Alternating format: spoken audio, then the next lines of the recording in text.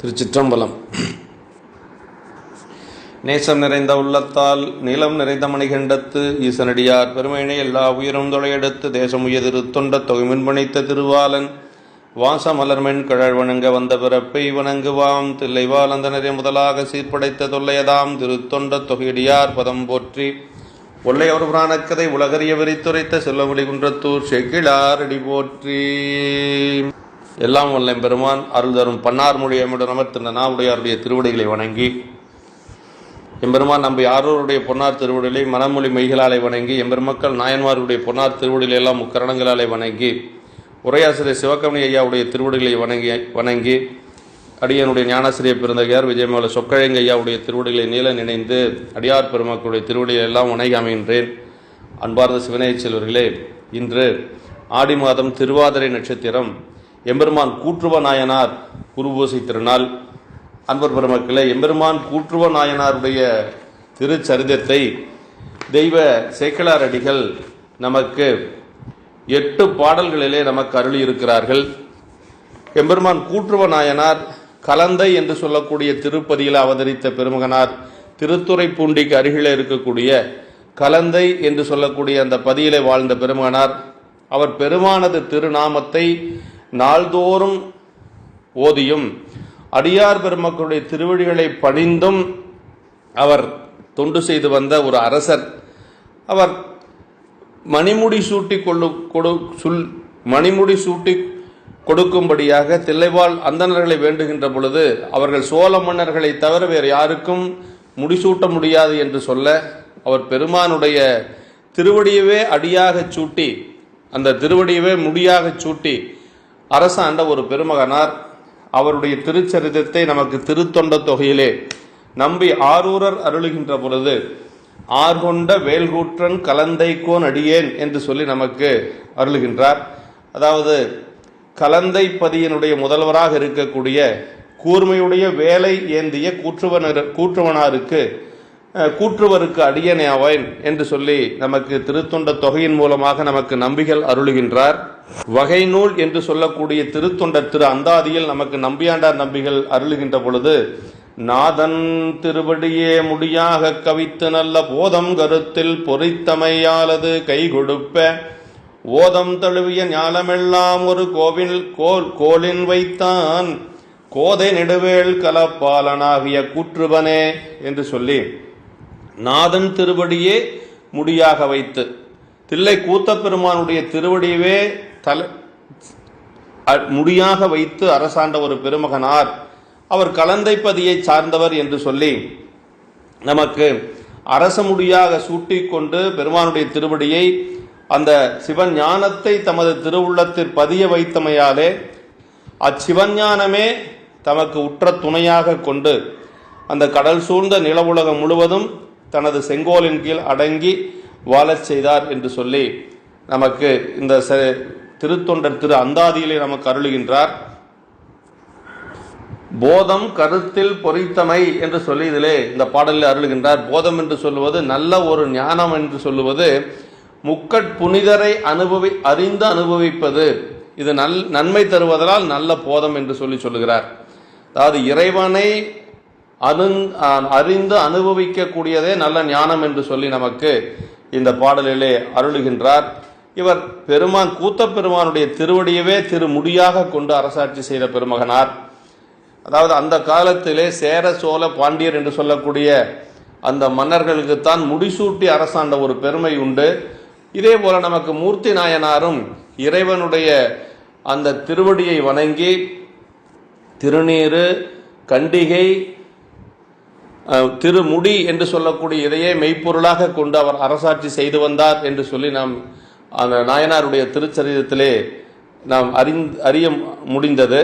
அதே போல இந்த நாயனாரும் இறைவனுடைய அந்த கூத்த பெருமானுடைய தூக்கிய திருவடியவே அவர் முடியாக கொண்டு அரசாட்சி செய்தவர் என்று சொல்லி நமக்கு வகை நூலும் அருளுகின்றது. அதே போல நமக்கு திருத்தொண்ட புராணத்திலே முதல் பாடலில் அவர் செய்து வந்த இறைவனுடைய திருப்பணியையும் அடியார் பணி என்று சொல்லக்கூடிய 2 பணியையுமே முதல் பாடலிலேயே நமக்கு சேக்கிழார் பெருமான் அருளுகின்றார். துன்னார் முனைகள் தோல்வழியால் வென்று சூழப்படையார்தம் நல் நாமம் தம் திருநாவினாலும் நவிழும் நலமிக்கார் பன்னால் ஈசரடியார்தம் பாதம் பரவி பணிந்து ஏத்தி முன்னாகிய நட்திருத்தொண்டின் முயன்றார் கலந்தை முதல்வனார் என்று சொல்லுகிறார். திருக்கலந்தை என்று சொல்லக்கூடிய திருப்பதியிலே அவர் அவதரித்த நாயனார் இந்த கூற்றுவ நாயனார். அவர் துன்னார் முனைகள் தோல்வழியால் வென்று சூழப்படையார்கிறார்.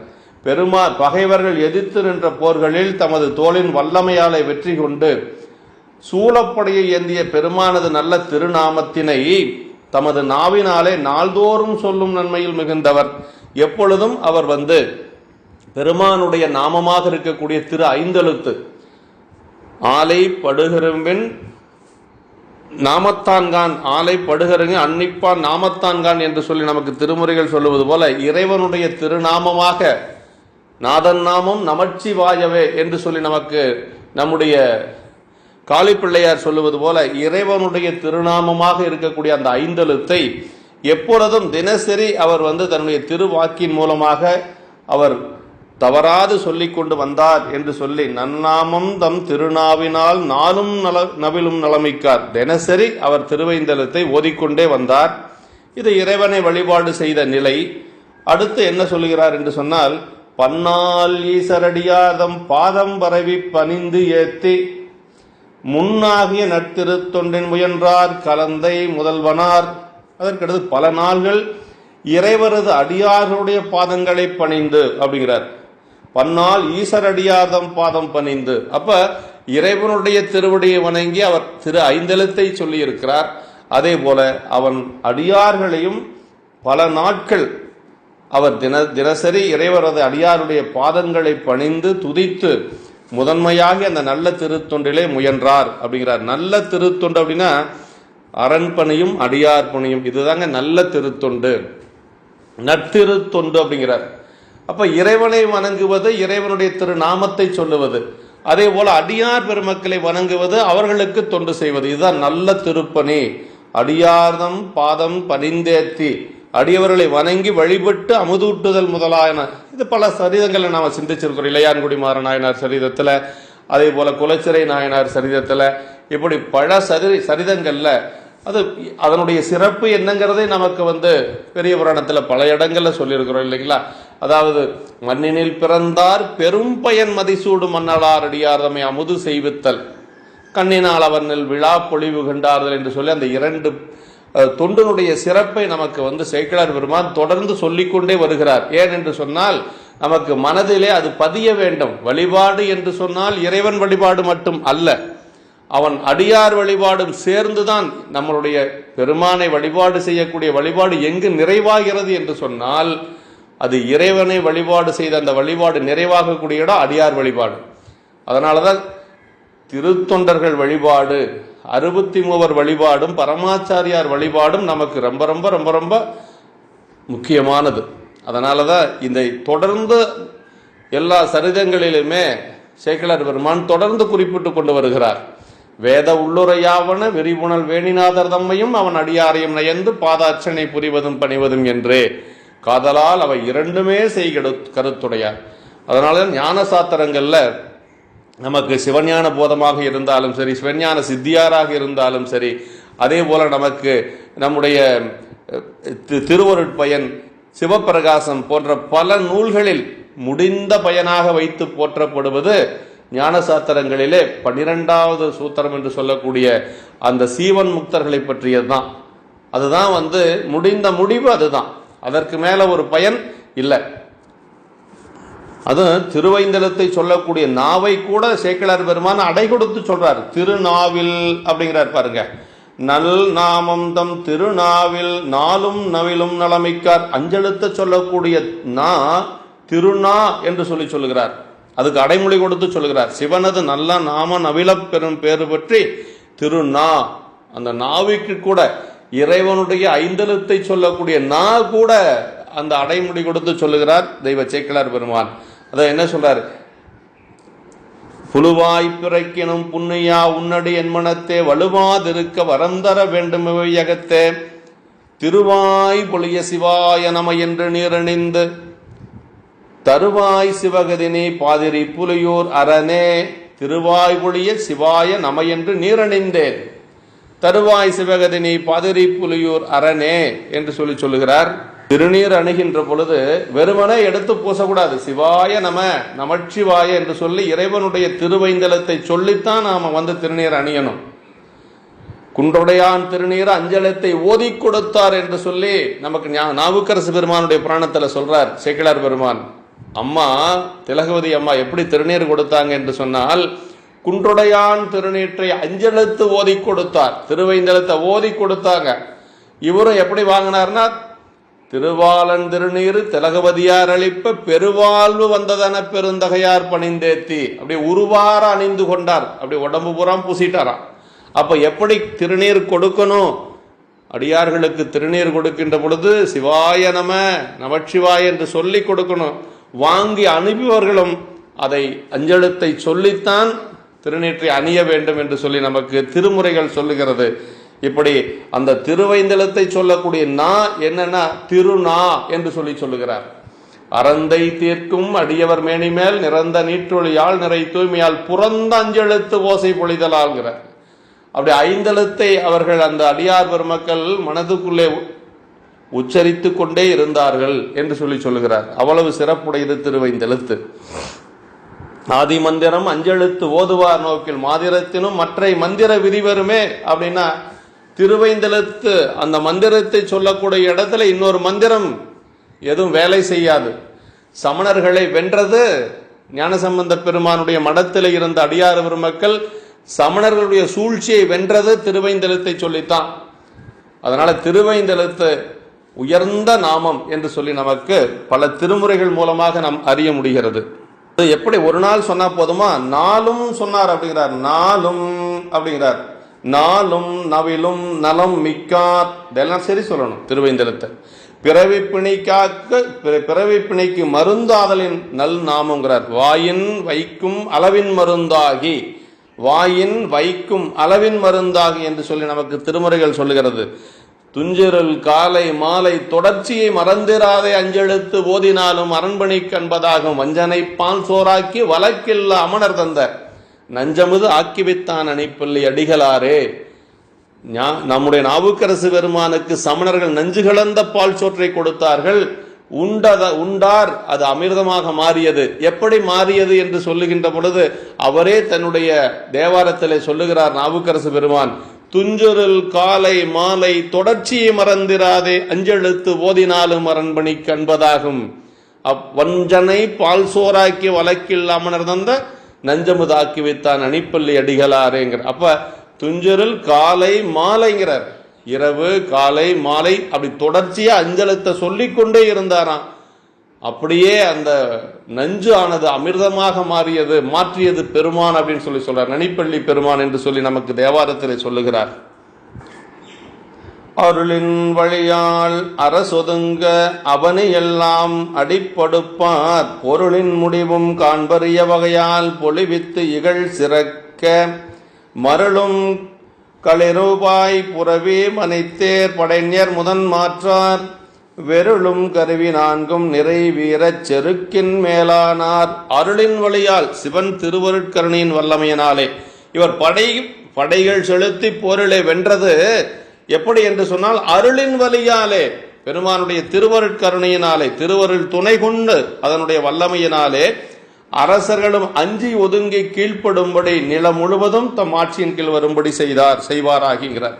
அப்படியே அரசர்கள் எல்லாம் அஞ்சி ஓடுகின்ற அளவுக்கு அவர் ஒரு வெற்றி வீரராக இருந்தார் அப்படின்னு சொல்லுகிறார். பொருள்களின் எல்லையும் காண முடியாத வகையினாலே விளங்க சேர்த்து வெற்றி பெறும்படியாக மருட்சி செய்யும் யானைகள், பாய்ந்து செல்லும் குதிரைகள், அழகிய தேர்கள், படை வீரர் என்றவை முதலாகிய இந்த பகை அரசர்கள் அஞ்சி ஒதுங்கத்தக்க கூடிய அளவுக்கு அவர்கள் அந்த படையை செலுத்தி நம்முடைய கூற்றுவநாயனார் அந்த வீரமுடைய ஒரு செருக்கினாலே மேம்பட்டார் என்று சொல்லுகிறார். இதுக்கு என்ன காரணம்? இவர் அப்படி படை செலுத்தி வெற்றி பெற்றதற்கு என்ன காரணம்னா அருளின் வழியால். அதான் ரொம்ப முக்கியம். சிவன் திருவருளின் வழியால், சிவன் திருவருள் துணை செய்தமையால், அதன் வழியினாலேங்கிறார். அது கை கொடுப்ப அப்படின்னு சொல்றார். அந்த பெருமானுடைய திருவருள் அவருக்கு கை கொடுத்தது என்று சொல்லி வகை நூலும் சொல்லுது. இதே மாதிரி ஒரு இடம் எங்க வருதுன்னா, சிறு தொண்ட நாயனாருடைய புராணத்தில் இதே போல வருகிறது. அவர் வாதாபி சென்று படை செலுத்தி அங்கு வெற்றி கண்டு வருகின்ற பொழுது அரசன் கேட்கிறார், இவரால் மட்டும் எப்படி சென்ற இடங்களிலெல்லாம் வெற்றி பெற்று திரும்ப முடிகிறது என்று சொல்லி கேட்கிற பொழுது அங்கிருந்த அமைச்சர்கள் சொல்லுகிறார்கள், அவர்கள் மதியணிந்த திருத்தொண்டு வாய்த்த வலிமையினால் எதிர் இவருக்கு இவ்வுலகில் இல்லை என எடுத்துரைத்தார்னர்.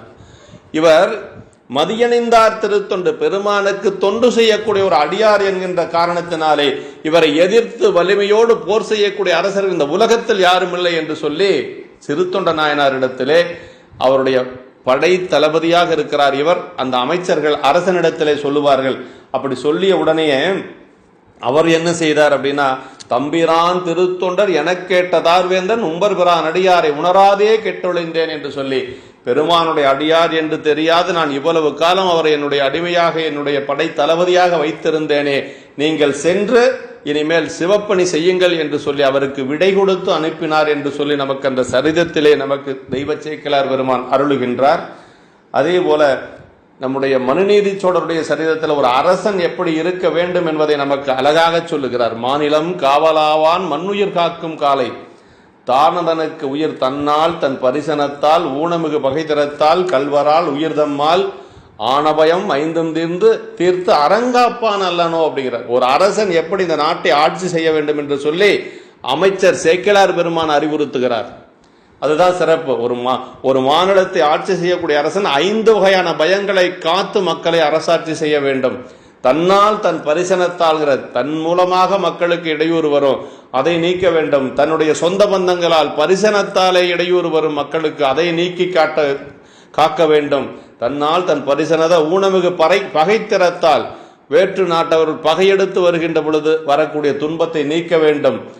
பகைத்திறத்தால் கல்வரால் திருட்டு பயம் சொல்றோம் இல்லைங்களா, அது போல கொள்ளையர்களாலே பயம் வரும், அதையெல்லாம் தீர்த்து காக்க வேண்டும்.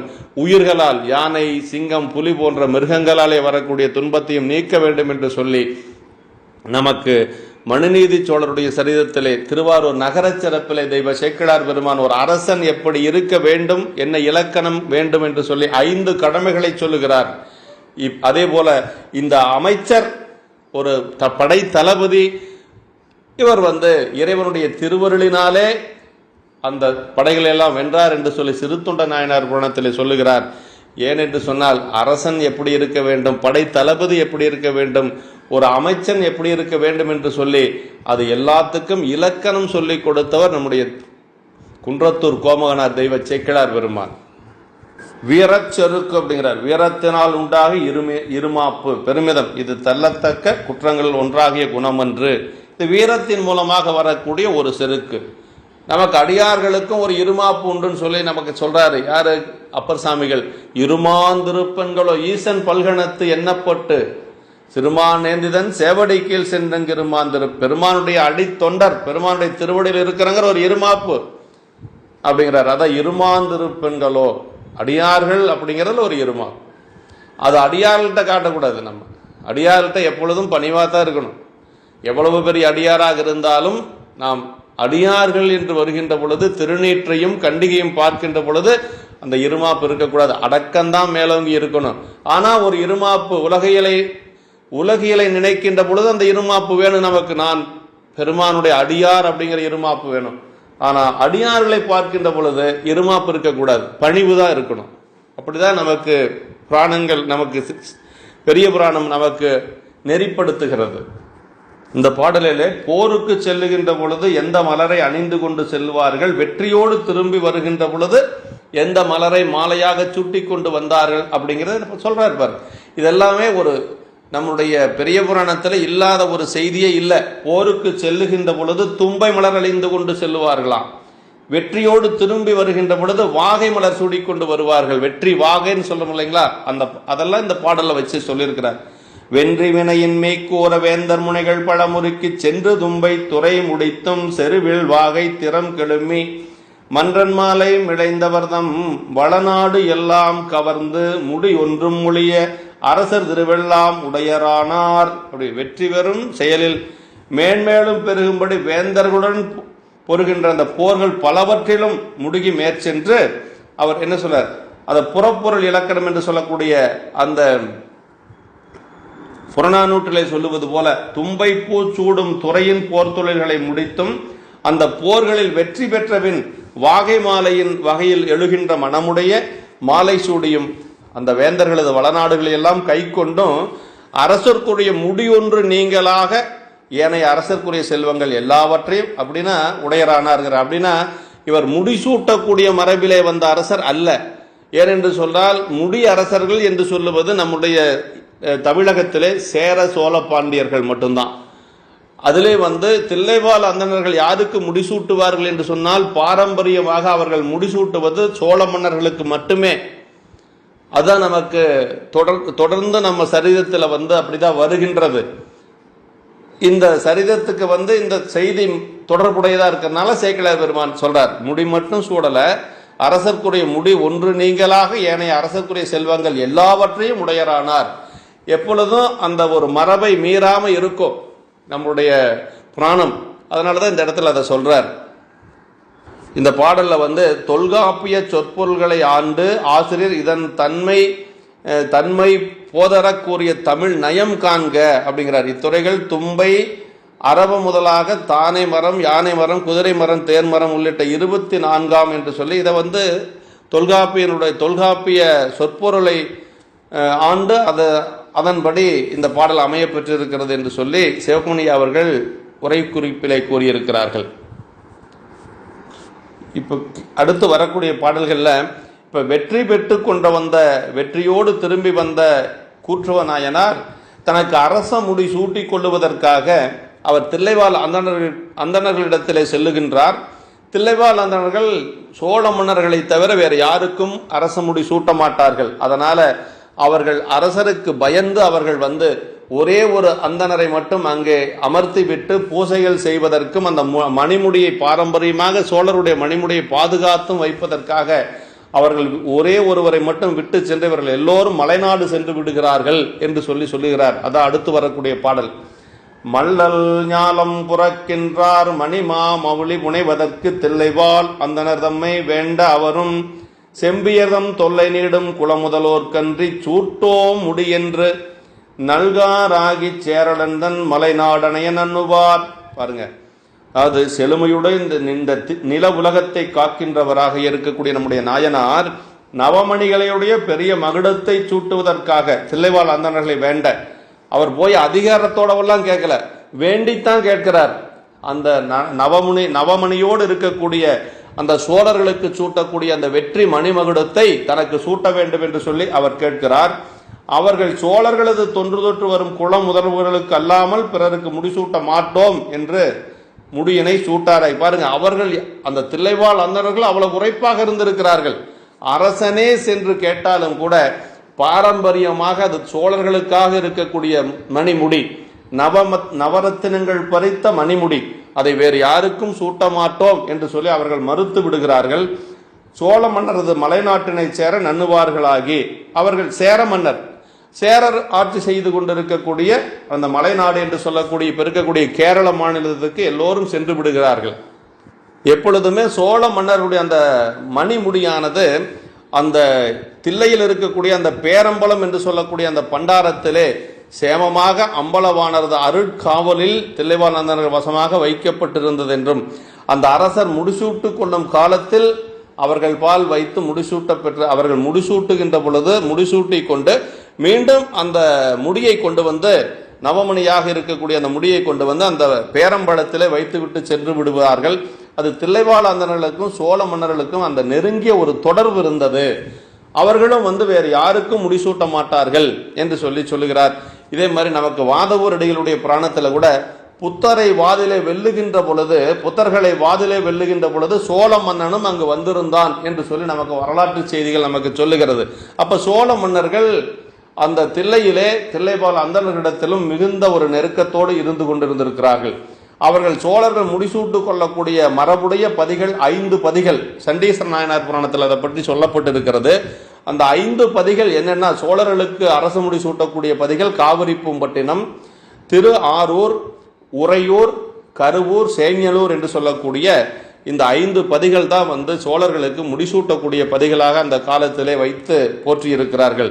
காவிரி பூம்பட்டினம் என்று சொல்லக்கூடிய பூம்புகார், திருவாரூர், அப்புறம் திரு உறையூர் என்று சொல்லுவது நம்முடைய புகழ்ச்சோழ நாயனாருடைய திருப்பதி, கருவூர் என்று நம்ம கொங்கு நாட்டில் இருக்கக்கூடிய கருவூர், இன்னொன்று சேஞ்சலூர் என்று சொல்லக்கூடிய சண்டீஸ்வர நாயனார் அவதரித்த அந்த பதி. இந்த 5 பதிகள் தான் முடிசூட்டு கொள்ளுவதற்கு சிறந்த பதிகள். சூரிய மரபின் இரண்யவர்மன் முதலியோர் தில்லையில் முடிசூட்டியது நமக்கு வரலாற்றின் மூலமாக நாம் அறிய முடிகிறது. இந்த சூரிய மரபிலே வந்த இரண்யவர்மன் தில்லையம்பதியிலே முடிசூட்டி கொண்டான் என்று நமக்கு வரலாறு சொல்லுகிறது.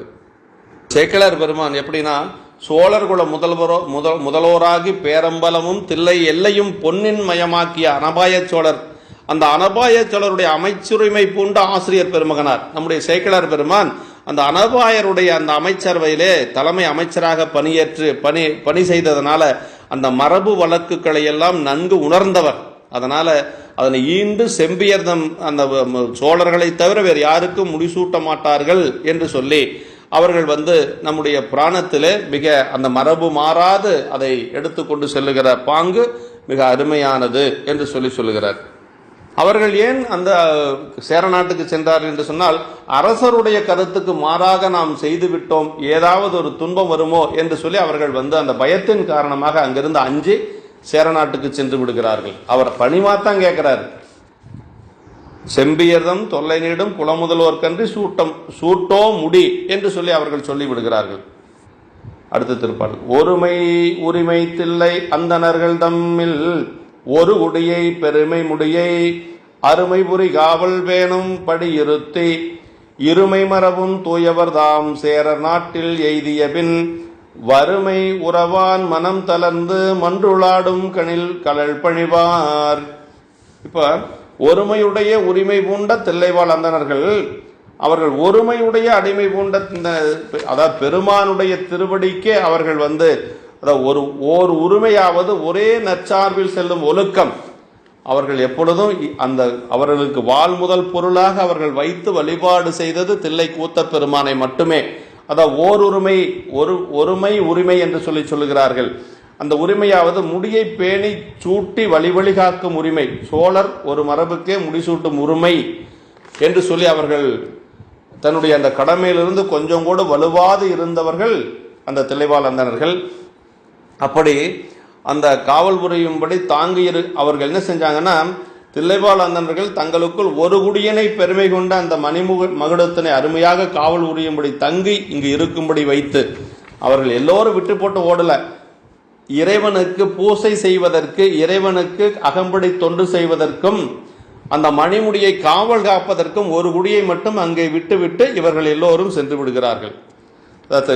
இருமரபும் தூயவர்களாகிய அவர்கள் சேர நாட்டில் சேர்ந்த பின்பு, அவர்கள் சேர நாட்டிலே சேர்ந்ததுக்கு பிறகு மனம் தளர்ச்சி அடைந்து, அரசர் என்ன செய்யறாருன்னா, நம்முடைய நாயனார் கூற்றுவராயனார் மனம் தளர்ந்து அவர்கள் என்ன செய்யறாங்க, தில்லை அம்பலத்தில் ஆடல் புரிகின்ற திருவடியை பணிகின்றார். அவர் இப்படி ஆயிடுச்சு என்று சொல்லி பெருமானுடைய அந்த திருவடியை பணிகின்றார். அதான் சொல்றார், தில்லைவாழ் அந்தணர்கள் அந்த மணிமுடி இருத்தலானும் அவர்களே அது சூட்டுவித்தற்கு உரிமையுடைய. இவரை எடுத்தல்ல வச்சுக்க விரும்பல. அவர் இப்ப நாயனார் தானே எடுத்து வைத்து கொள்ளலாம், அரசனாக இருக்கிற காரணத்தினால தன்னுடைய அதிகாரத்தை வைத்து கொண்டு வேறு யாரையாவது அழைத்து கொண்டு கூட அந்த மணிமுடியை சூட்டி கொள்ள முடியும். அவருக்கு அந்த வெற்றி வீரராக இருந்ததனால செய்ய முடியும். ஆனா அவர் அதை செய்ய அவருக்கு உடன்பாடு இல்லை. தில்லைவாழ் அந்தணர்கள் சூட்டுவதே அது சிறப்பு என்று சொல்லி அந்த மரபிலே அவர் நம்பிக்கை வைத்திருக்கிறார். அதனால் அவர் வருத்தப்பட்டு பெருமானுடைய திருவடியை போய் வணங்குறார். அந்த அவருள் தாமும் ஒருவராய் உடையவராய் முதல்வராய் உள்ள அம்பலவர் கலல் பணிவாராகி முடிசூட பெற வேண்டினார். இப்ப தில்லைவாழ் அந்தணர் பெருமக்கள்ல இவரும் ஒருத்தர், கூத்த பெருமானும் ஒருவராக இருக்கின்ற காரணத்தினாலே பெருமானே இது மாதிரி ஆகிவிட்டது என்று சொல்லி அவர் வருந்தி அங்கு சென்று பெருமானுடைய திருவடியை வணங்குறார். தில்லைவாழ் அந்தணர் புராணத்தில் முதலில் அம்பலவர் துதி செய்தமை பற்றி உரைத்தவை காண்கிறார். ஏன்னா தில்லைவாழ் அந்தணர் புராணத்துல அந்த 10 பாடல்கள்ல முதல்ல 2 பாடல்கள் கூத்த பெருமானத்தான் பாடுறார் சேக்கிழார் பெருமான். எல்லா சரிதத்திலையும் அடியார்களை பாடிட்டு வரக்கூடியவர். அந்த சரிதத்துல பெருமானுடைய திருவடியை 2 பாடல வணங்குறாருன்னா என்ன காரணம்னா, அந்த 3000 அந்தணர்களிலே இவரும் ஒருவராக இருக்கின்ற காரணத்தினார். இப்ப கூற்றுவ நாயனார் என்ன செய்யறாருன்னா, தில்லைவாழ் அந்தணர்கள் எல்லோரும் சென்று விட்டார்கள் பெருமானே, ஆனா நீங்களும் அதுல ஒருத்தர் தானே என்று சொல்லி அவர் பாருங்க, அவருடைய சிந்தனை தில்லைவாழ் அந்தணர்கள் ஒருவராக அம்பலமுடையார் இருக்கிறதுனால அவரிடத்திலே சென்று அவர் விண்ணப்பம் செய்கிறார். இவர் விண்ணப்பம் செய்த உடனே பெருமான் அப்பொழுதே பெருமான் அருள் செய்கிறார் பாருங்க. அற்றை நாள் இரவின்கண் அடியேந்தனக்கு முடியாக பெற்ற வேறு மலர்பாதம் பெறவே வேண்டும் என பரவும் பற்று விடாது துயில்வோர்க்கு கனவில் பாத மலரளிக்க உற்ற அருளால் அவை தாங்கி உலகமெல்லாம் தனி புறந்தார். அருமைங்க. அதாவது இப்ப என்ன செய்யறாருன்னா, அவரு அற்றை நாள் இரவின்கண், அந்த அன்னைக்கு இரவு அடியேனுக்கு தேவரிரது மணல் போன்ற பாதங்களை மணிமுடியாக பெற்ற பேர் அடியேன் பெற வேண்டும். பெருமானை உங்களுடைய திருவடி எனக்கு கிடைக்க வேண்டும். அதைவே நான் முடியாக அந்த பாதத்தையே மணிமுடியாக நான் பெற விரும்புகிறேன் என்று சொல்லி இறைவனை துதித்து அந்த பற்றினை விடாமல் துயில்கின்ற அவருக்கு, இறைவன் மீது இருக்கக்கூடிய பற்றினை விடாது துயில்கின்றார். அதாவது அடியேந்தனக்கு முடியாக பெற்ற பேரு மலர்பாதம் பெற வேண்டும் என பற்று விடாது துயில்வோர்க்கு. அப்ப இறைவனுடைய திருவடி பற்று விடாது அவர் அந்த திருவடி பற்றியே நினைந்து கொண்டு உறங்குகிறார்.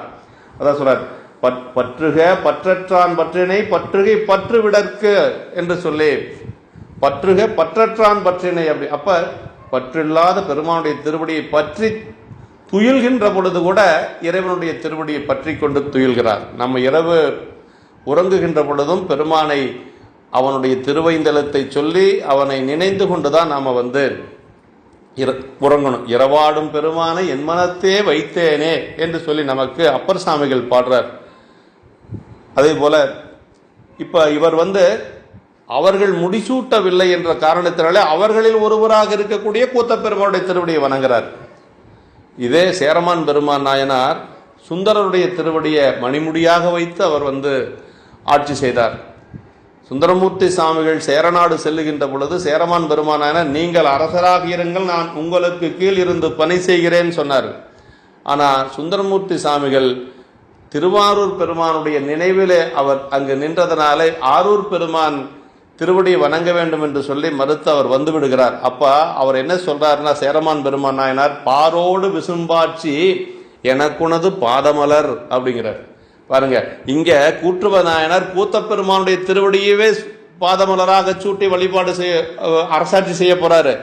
அங்க சுந்தரமூர்த்தி சாமிகளுடைய திருவடியவே அவர் திருமுடியாக சூட்டி கொண்டு சேரமான் பெருமான் நாயனார் ஆட்சி செய்கிறார். இந்த பாரோடு விசும்பாட்சி எமக்குமது பாதமலர் என்று சொல்லி சேரர் சுந்தரனுடைய திருவடியை தன் தரை மீது சூட்டி கொண்டு அரசாட்சி செய்தார் அப்படின்னு சொல்லி நமக்கு களரிற்றறிவார் நாயனார் புராணத்தில் நம்ம அறிய முடிகிறது. இப்போ இவர் இறைவனுடைய திருப்பாதம் வேண்டும் என்று சொல்லி பெருமானிடத்தில் விண்ணப்பம் வைக்கிறார். அப்ப பெருமானிடத்தில் விண்ணப்பம் வச்சாரு. அந்த இரவு முழுக்க அந்த திருவடி சிந்தனையிலேயே உறங்கி கொண்டிருக்கிறார். அப்படி இருக்கிற பொழுது உற்ற அருளால் அவை தாங்கி உலகமெல்லாம் தனி புறந்தார். பாருங்க, இப்ப பெருமான் என்ன செஞ்சாரு, அந்த பொருந்திய திருவருளினாலே அந்த பாதங்களையே மணிமுடியாக தாங்கி கொண்டு உலகம் எல்லாவற்றையும் தனியாட்சி புரிந்தார். பெருமான் அவருக்கு அந்த திருவடியை கொடுத்துட்டார். இறைவர் தமது பாதங்களை முடியாக சூட்டி அருள பற்றுவிடாது துயில்வோர்க்கு கனவில் பாதமலர் அளிக்க. பாருங்க, அவருக்கு வேண்டுவார்க்கு வேண்டுவது ஈவான் கண்டாய் என்று சொல்லி நமக்கு அப்பர் சாமிகள் சொல்றார்.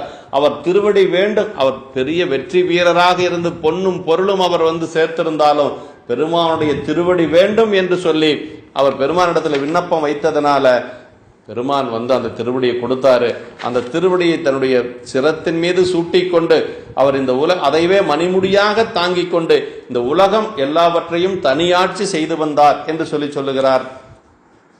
அதுவும் சிவகுணிய உரையில சொல்றாரு, மணிமுடிகள் எல்லாம் சடப்பொருளாய் அழியும் தன்மை உடையது, மலர் பாதம் அவ்வாறன்று ஞானமயமாய் என்றுமழியாத வன்மையுடையது ஆதலின் பேரு என்றார்கிறார். அதாவது மணிமுடிகள் சூட்டப்பட்டிருந்தால் கூட என்றைக்காவது ஒரு நாள் அதெல்லாம் அழியக்கூடிய சடப்பொருள்கள் தான். ஆனா என்றும் அழியாத ஞானமயமாக இருக்கக்கூடிய இறைவனுடைய திருவடியே சூற்றப்பெற்றதனால அது பெரும் பேரு என்று சொல்லுகிறார். எவற்றையும் ஒருங்கே ஓர் இயல்பான் அறியும் பேரறிவாகிய ஒரு பெரும் சுடர் முடியும். இந்த சிவஞான போதத்தில் சொல்லுகின்ற பொழுது அப்படி சொல்றார், எவற்றையும் ஒருங்கே ஓரியல்பான் அறியும் பேரறிவாகிய ஒரு பெரும் சுடர்முடி சிற்றுரையில சொல்லப்பட்டிருக்கிறது.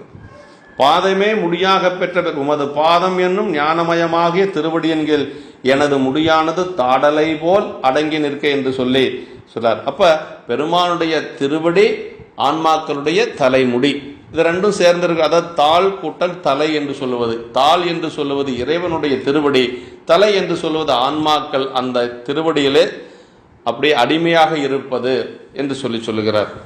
இரவு துயில்கின்ற பொழுது நாம கண்டிப்பாக இறைவனுடைய திருவடி பற்றோடு துயில வேண்டும். அப்பொழுதுதான் நமக்கு அந்த ஒரு நல்ல ஞானம் கிடைக்கும். அப்படிதான் நாயனாரு கிடைச்சிருக்குது.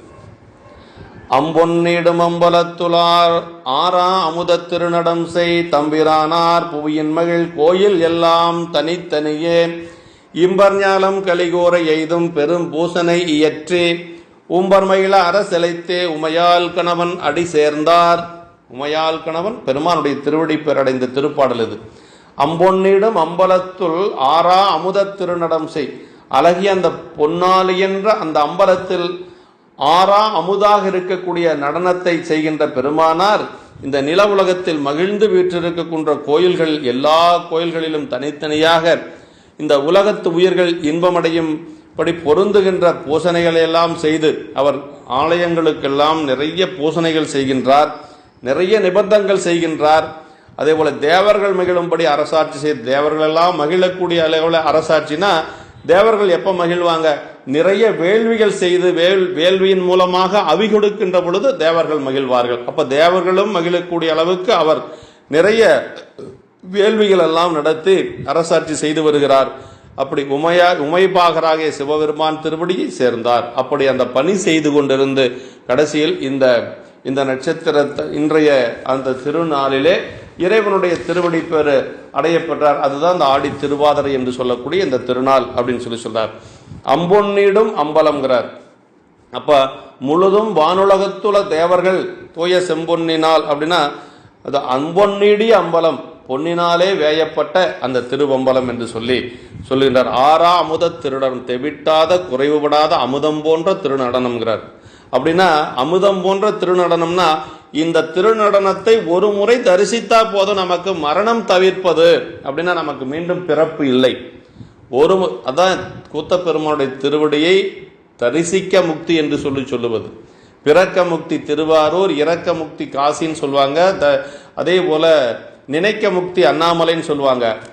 ஆனா தரிசித்தால் முக்தி சிதம்பரம். பிறப்பதோ இறப்பதோ நம்முடைய கையில இல்லை, அது பெருமானுடைய திருவருள் கருணையினால் வரக்கூடியது. எங்க பிறப்போம் எங்கு இறப்போம் என்பது யாரும் சொல்ல முடியாது.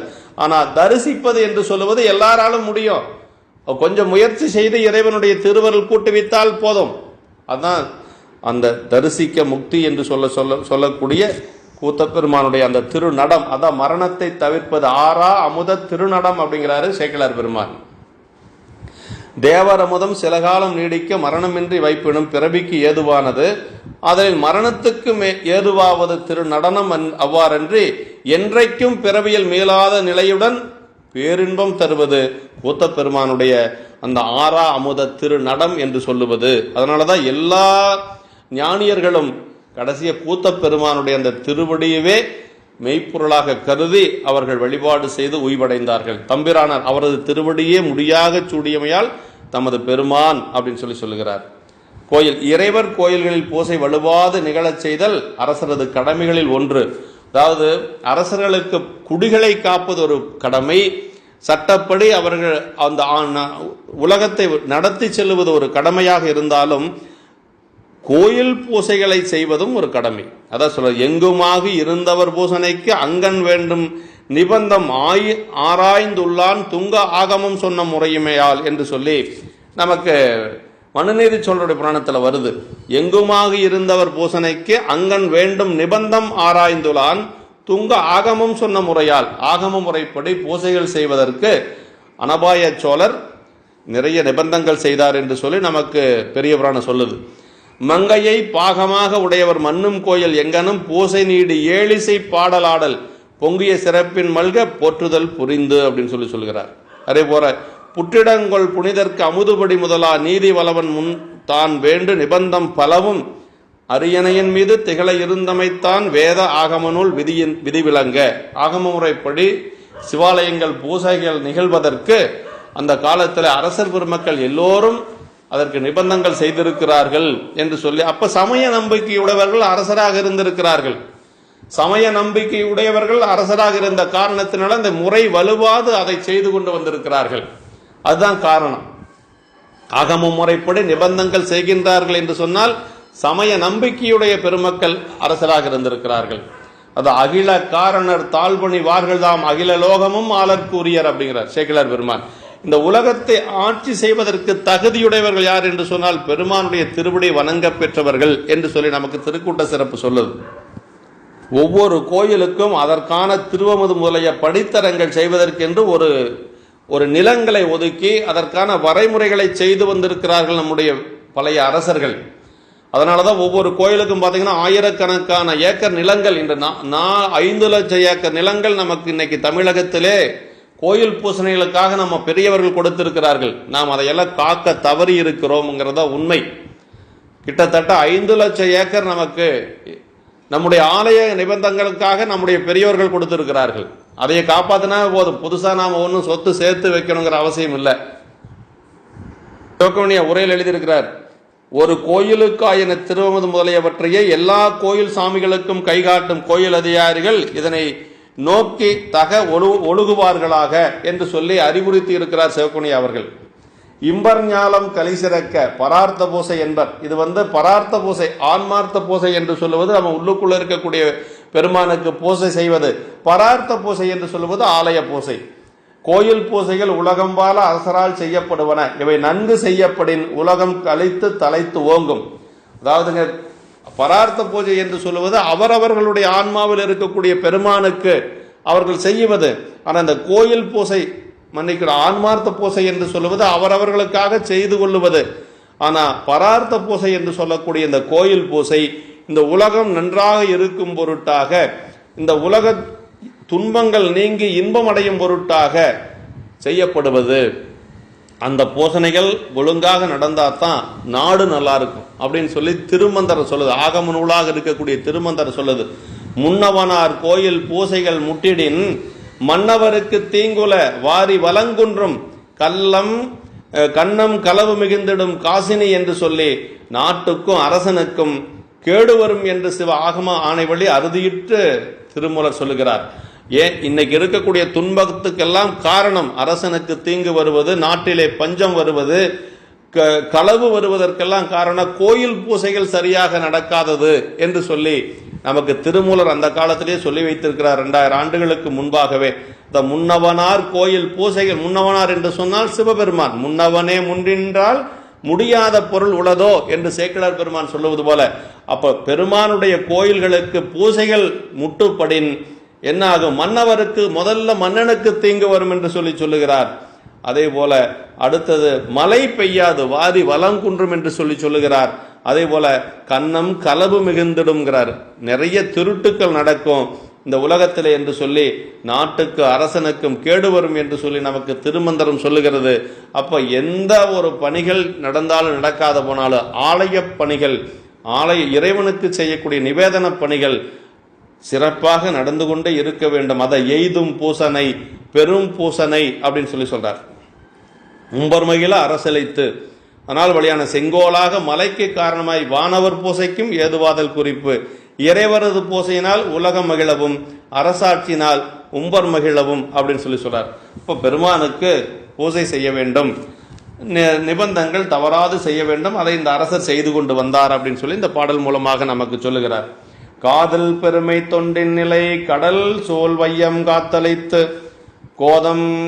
கோதங்கு அகல முயல் கலந்தை கூற்றனார்தம் கலல் வணங்கி நாதமறை தந்தளித்தாரை நடைநூல் பாவின் நவின் ரேத்தும் போதமறிவி பொய்யடிமையில்லா புலவர் செயல் புகழ்வாம். இது இந்த சரிதத்தை நிறைவு செய்யக்கூடிய திருப்பாடல். காதல் பெருமை தொண்டின் நிலை கடல் சூழ் வையம் காத்தளித்துங்கிறார். பெருவிருப்புடைய பெருமையுடைய அந்த திருத்தொண்டின் நிலைத்த கடல் சூழ்ந்த உலகத்தை காத்து அரசளித்து அவர் அந்த குற்றங்கள் நீங்கும்படி முயன்ற அந்த கலந்தை கூற்றுவனாயனாரது திருவடிகளை வணங்கி கோதங்கு அகல அப்படிங்கிறார். அப்படின்னா கோது என்று சொல்லுவது ஆணவ மல குற்றம். அந்த ஆணவ குற்றங்கள் நீங்கும் கோதங்கல முயல் கலந்தை கூற்றவனார். அந்த ஆணவ மல குற்றங்கள் நீங்கும் பொருட்டாக பிறர் பாசுரத்தில் வர மாதிரி ஆள்க தீயது அப்படின்னா அந்த ஆணவங்கள் எல்லாம் நீங்கும் பொருட்டாக எல்லாம் அரண்நாமமே சூழ்க. அப்ப இறைவனுடைய திருநாமமே உலகம் பூரா சூழும்படியாக வையகமும் துயர் தீர்க்கவே, இப்படி பிரித்து சொல்லணும் அந்த பாசுரத்தை.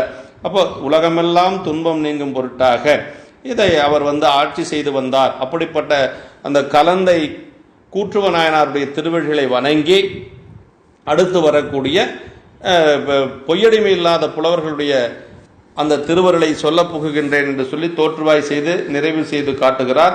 இந்த நாயனாருடைய ஒரு சரிதத்தின் மூலமாக நாம் அறிந்து கொள்ளக்கூடிய செய்தி, அரண் அருளால் வரும் வலிமை பெற்றவர்களை யாரும் வெல்ல முடியாது.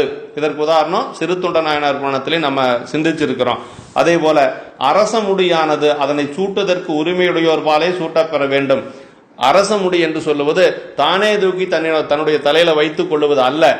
யார் அதை சூட்டுவதற்கு உரிமையுடையவர்களோ அவர்கள் மூலமாக சூட்டிக் கொள்வதுதான் சிறப்பு. இன்னொன்று, அரச முடி சூட்டும் உரிமை பெற்ற பெரியார்கள் முன் வழிவழி மரபு வழக்கா நன்றி வெறும் தோல் வலிமை பற்றி அஞ்சி பிறருக்கு அதனை சூட்ட உடன்பட மாட்டார்கள்.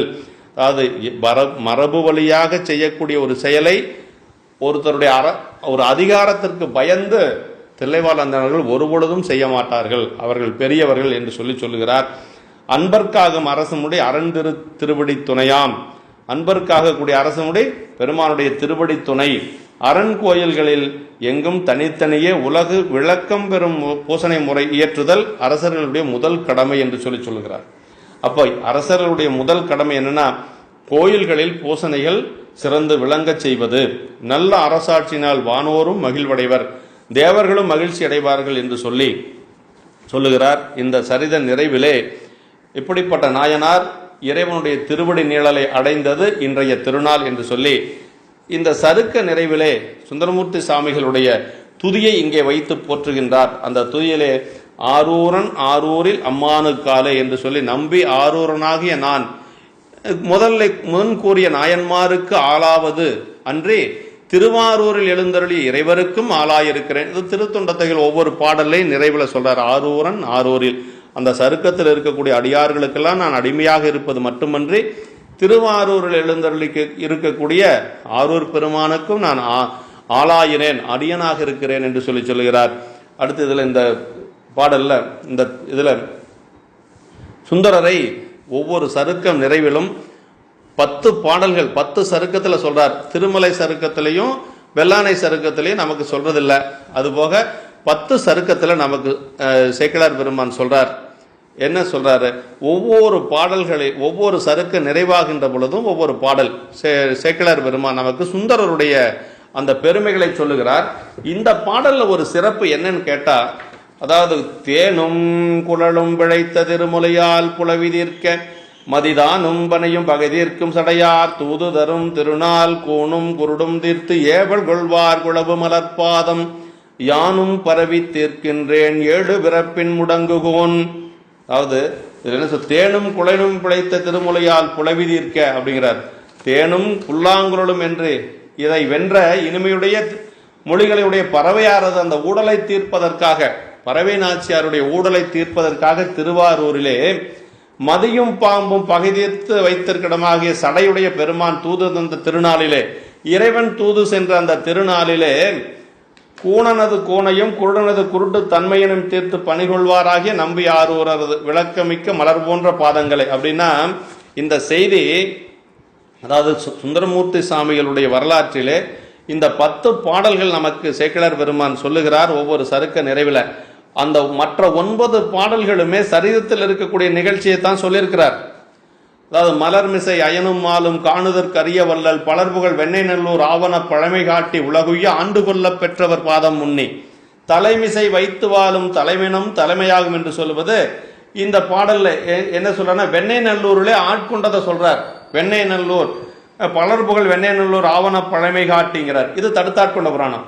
அதே போல தீதுகொள் வினைக்கு வாரோம் செஞ்சடை கூத்தர் தம்மை காதுகொள் குழைகள் வீசும் கதிர்நில விறகால் சீப்ப மாதுகொள் புலவி நீக்க மனையிடையிருகால் செல்ல தூது கொள்பவராம் நம்மை தொழும்பு கொண்டு உரிமை கொள்வார். இது ஏயர்கோன் கலிக்காம நாயனார் புராணத்துல இப்ப சொன்ன செய்தி தான். அந்த செய்தியவே அந்த பாடலையும் சொல்றாரு. இது ஏயர்கோன் கலிக்காம நாயனார் புராணத்துல பறவையாருடைய ஊடலை தீர்ப்பதற்காக இறைவன் தூது சென்ற நிகழ்வு. அதற்கடுத்தாற் போல நேசம் நிறைந்த உள்ளத்தால் நீளம் நிறைந்த மணிகண்டத்து ஈசனடியார் பெருமேனை எல்லா உயிரும் தொலையெடுத்து தேசமுய திருத்தொண்ட தொகைமுன் பணித்த திருவாளன் வாச மலர்மென் கழல் வணங்க வந்த பிறப்பை வணங்குவாம்.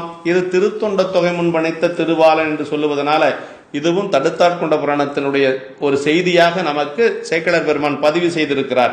அது அதற்கு அடுத்தது நாட்டார் அறிய முன்னாளில் நன்னால் உழந்த ஐம்படையின் பூட்டார் மார்பில் சிறிய மறை புதல்வன் தன்னை பூக்கொலியோர் தாழ்தா மறையின் மடுவின்கண் தனிமா முதலை வாய் நின்றும் மீட்டார் கடல்கள் நினைவாரை மீளா வழியில் மீட்பனவே. இது நம்முடைய கொங்கு நாட்டிலே நம்முடைய அவிநாசி எம்பதியிலே முதலையுண்ட பாலகனை மீட்டுக் கொடுத்த செய்தியை சொல்லக்கூடிய திருப்பாடல் இது வெள்ளானை சருக்கத்திலே அமைய பெற்றிருக்கிறது. இதற்கு அடுத்த பாடல் பனையும் தடமும் புடைசூழும் ஒற்றையூரில் பாகத்துவோர் துணையும் தாமும் பிரியாதா தோல தம்பிரானாரை இணையும் கொங்கை சங்கிலியார் எழில்மென் பனைத்தோல் எய்துவிக்க அணையும் ஒருவர் சரணமே அரணமாக அடைந்தோமே. இது சங்கிலி நாச்சியாரிடத்திலே சென்று